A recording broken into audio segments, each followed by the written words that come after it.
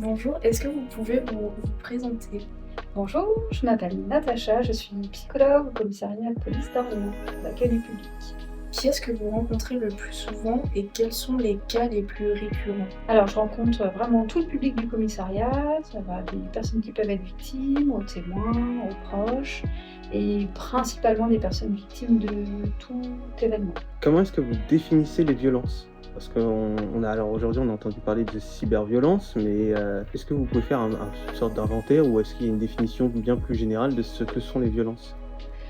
C'est la définition qui est donnée en général par tous les professionnels qui accompagnent les personnes qui peuvent être victimes de violences, c'est-à-dire que c'est pluridimensionnel.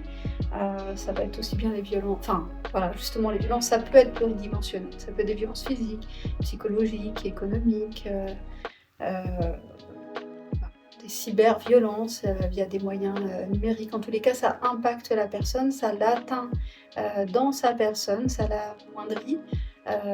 Ça peut avoir des répercussions traumatiques importantes qui signent que la personne est victime de violences. Donc les violences, ça se définit plus par l'effet que ça a sur la victime plutôt que par la façon dont c'est fait, c'est ça?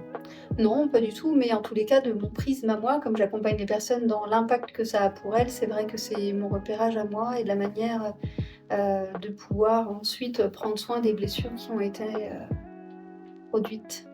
Que conseillez-vous pour lutter contre les violences? De continuer à en parler, à se faire entourer, à essayer de prendre conscience de ce qui peut nous arriver, donc s'écouter, et puis à consulter un professionnel si ça peut aider.